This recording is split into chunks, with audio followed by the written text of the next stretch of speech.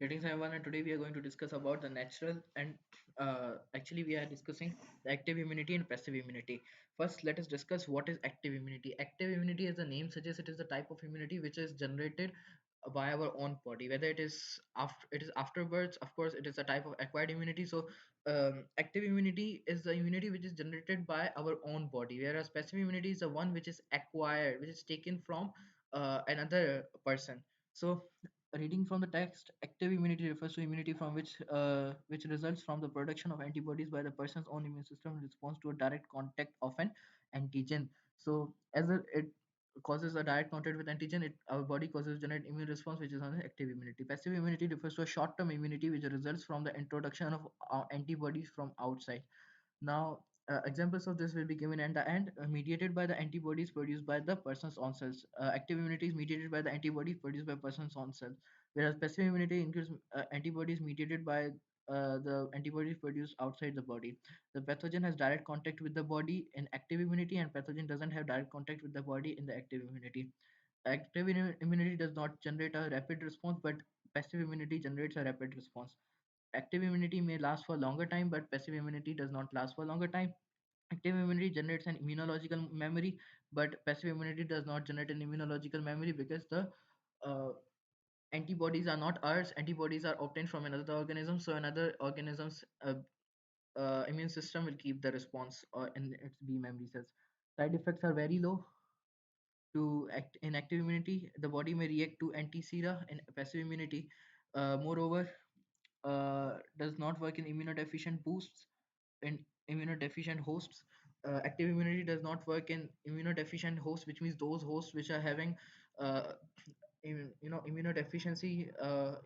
They are having a weakened immune system, do not have active immunity possible in them. But if individuals which work in which have a strong immunity, they are able to get the passive immunity. Even if the person is having a weakened immune system, they can have a passive immunity and generated in them. Now, coming to some the types of active immunity. Active immunity is further divided into natural active immunity and artificial active immunity. Natural active immunity, as the name suggests, from naturally uh, given to the individual.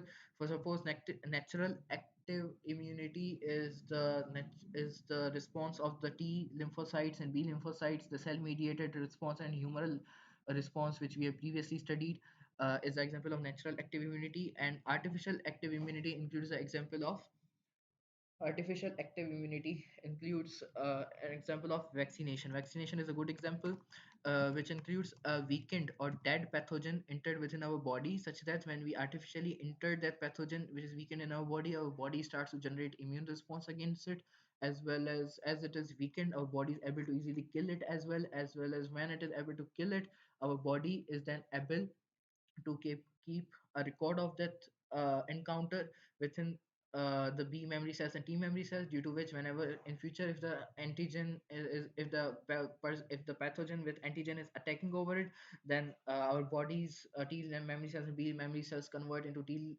cytotoxic T cells and B plasma clone cells in order to generate immune response.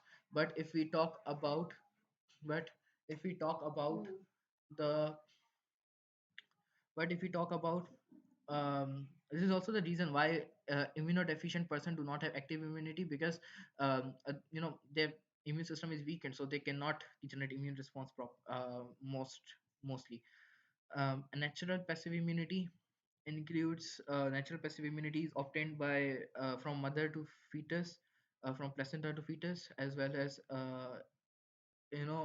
through first milk of mother, which is known as colostrum. This colostrum, which is given to mother, which is given to the child, is also example of natural passive immunity. It contains IgG antibody, which is quite nutritious, as well as the cow's milk, which is given for the first time, which is taken for the first time, is also very nutritious, uh, because it contains IgG antibodies, and it's quite, in fact, quite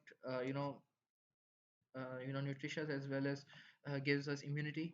But artificial passive immunity involves examples of anti-sera such as anti-venom. For suppose if we have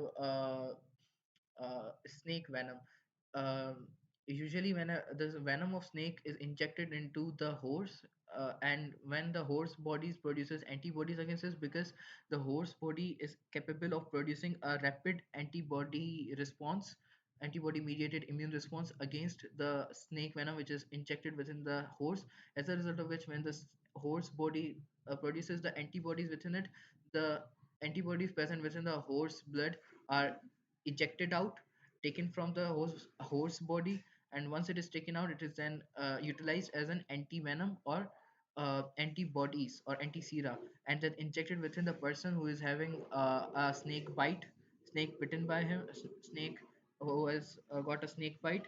So in that case, antibodies, in that case, this is how this artificially passive immunity works. And yeah, this is a basic intro. Hopefully we'll meet again another